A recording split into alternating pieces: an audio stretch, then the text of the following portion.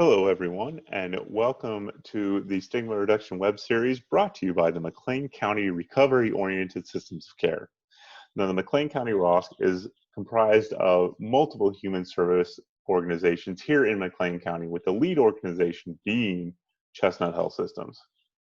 And today for the webinar, we're going to openly talk about intimate relationships.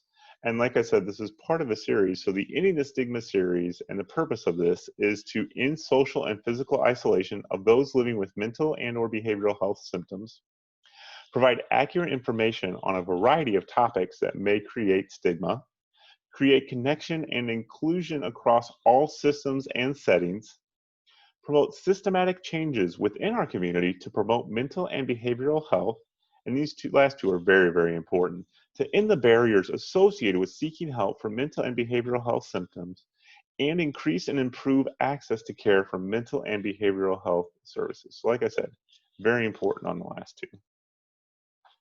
The objectives of the webinar today are going to be talking about the following concepts. We're going to be talking about healthy relationships.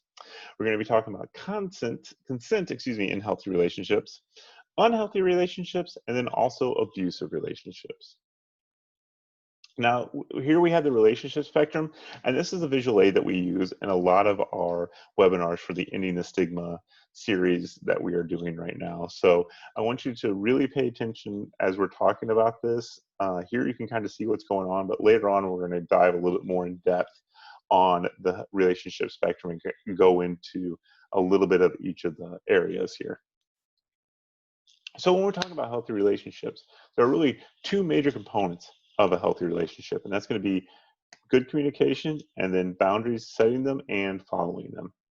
So we have the healthy relationship wheel here in the corner, so you see a lot of stuff on there. We have the respect, the trust and support, the honesty, the responsible parenting, shared responsibility, economic partnership, fairness, non-threatening behavior.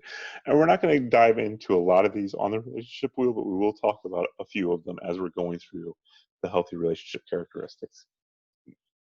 So goals of communication are developing an understanding for each other. And also, you're creating a connection between two people. So with you and your partner, the communication is really going to be establishing and having that connection between both of you. So the dynamics of healthy communication is treat others with respect. You're going to speak openly to one another about thoughts and feelings. Feel heard when expressing feelings. Listen to each other and compromise. So you see, you have the two here, feeling heard and then listening. Those are two very important parts of communication. You're not going to criticize each other when you're communicating. You're going to feel supported to do the things that you are discussing, and celebrate each other's accomplishments and successes. And those are very key in communications, especially in healthy relationships. Now, the goals of boundaries. Each person is able to express what they are and are not comfortable with regarding sex life, family, friends, finances, personal time, and also personal space. So the dynamic of healthy boundaries. We allow each other to spend time with family and friends apart from each other. You do not abuse technology to check on a partner, so using like the Find My Phone app or things like that. Trusting each other and not requiring their partner to check in. So you're not calling every half hour, hey, what's going on? What are you doing? Where are you at? All that kind of stuff. You're actually trusting them that they're out with their friends or they're out with their family. Don't need to check in on them. That you're not pressuring the other to do things that they do not want to do. We're going to talk about this a lot with consent here in a little bit. And then do not consistently accuse the other of cheating or being unfaithful. So as we define consent in intimate relationships, we're going to be seeing how consent allows partners to express, both partners to express what they do want to experience. So both partners are openly expressing to each other what they're looking for. The saying yes means yes can be empowering and a useful thing about what consent is. Consent is ongoing. Both partners should keep giving and looking for consent. Just because you've given consent to an act before doesn't mean that you are giving consent to it every single time. The idea also relates to new relationships. Just because you or your partner have given consent to something in a different relationship doesn't automatically make it come over to the new relationship that you're in at this time. So let's say that you or your partner consented to do something with an ex. That doesn't mean that they are consenting to do it with you. Consent is not a free pass. Saying yes to one act doesn't mean that you are giving consent to all the other acts or all other acts. Each requires its own consent. So for an example, saying yes to oral sex doesn't automatically mean that you're saying yes to intercourse. You have to get consent for all of those acts. Your relationship status does not make consent automatic. If you're married to someone, friends with someone, or dating someone, it doesn't mean that they own your consent by default, or vice versa. Consent also can be taken back at any time. Even if you're in the midst of doing something and you're starting to feel uncomfortable, or the person's starting to feel uncomfortable, you always have the right to stop, and they always have the right to stop. There's no such thing as implied consent. So the absence of no does not equal yes. What you or a partner chooses to wear doesn't mean that you or they are inviting unwanted sexual attention or pre-consenting to something. The same can be said for flirting, talking, showing interest, or any other acts. It's not consent if you're afraid to say no. It's not consent if you're being manipulated, pressured, or threatened to say yes. It's also not consent if you or your partner is unable to legitimately give consent, which includes being asleep, unconscious, under the influence of conscious altering substances, or not able to understand what you're saying yes to. Non-consent means stop. If anyone involved isn't consenting, then what is happening could be construed as rape, sexual assault, or abuse. So an unhealthy relationship, we talked about communication a little bit earlier and some boundaries. So not communicating, is when problems arise and all you do is fight about them, you don't discuss them at all. When you're disrespectful, when one or more partners is not considerate of the other's feelings. Not trusting, one partner doesn't believe what the other says or feels entitled to invade their privacy. Dishonest, one or more of the partner tells lies. Trying to take control, one partner feels their desires and choices are more important than their partner's. Only spending time with your partner. Your partner's community is the only one you socialize in, and vice versa. Pressured by others into sexual activity. One partner uses pressure or guilt on the other to have sex or to do anything sexual at any point. Ignoring a partner's boundaries. It is assumed only one partner is responsible for making informed decisions.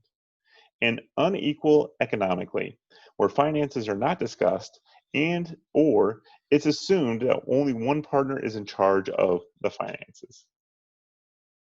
So as we start to look into the abusive relationships, you'll see that the relationship wheel here, we talk, has in the middle the power and control aspect, and everything kind of branches off from that. As you see, different terms and some of the different situations here as well. But in the middle, there's always going to be that power and control. So now we're going to be defining abuse in intimate relationships.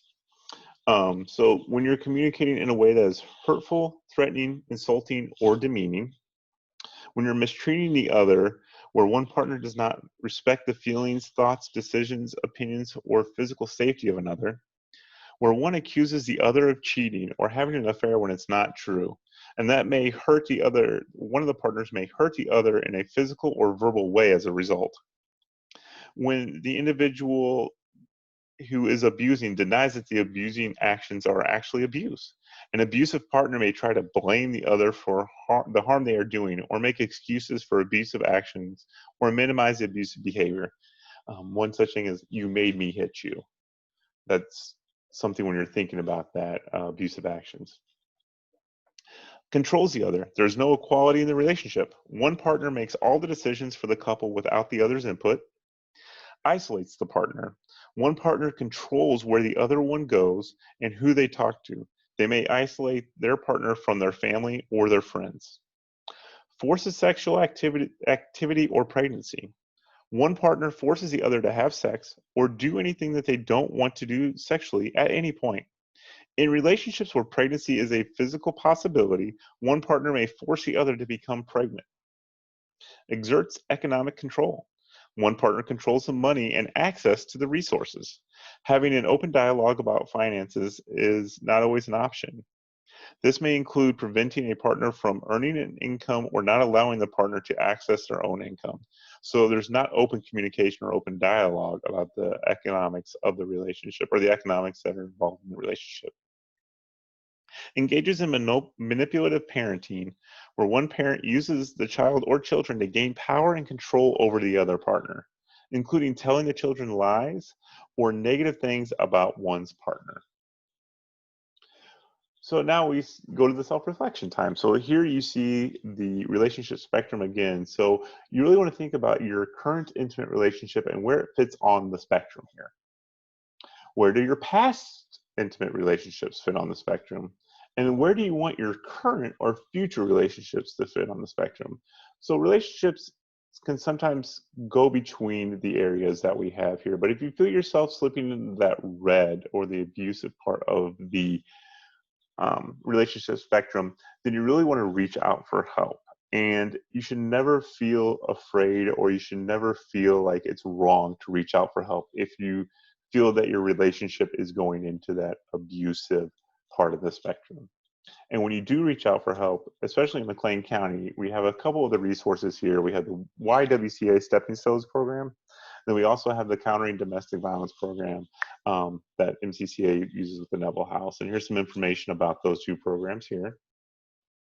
So like I said, this is going to be mostly for McLean County. And then we also have some resources for the nation. So it's that National Domestic Violence Hotline. So we have where you can text, you can call, or you can actually go on the website as well.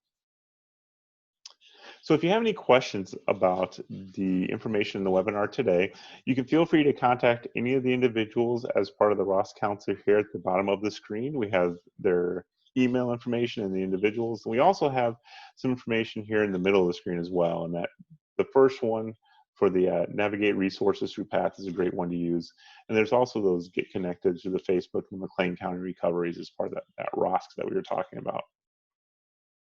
So here are the references for some of the information that we pulled out today, that we used today. So if you have any questions or anything about that, please feel free to reach out to us.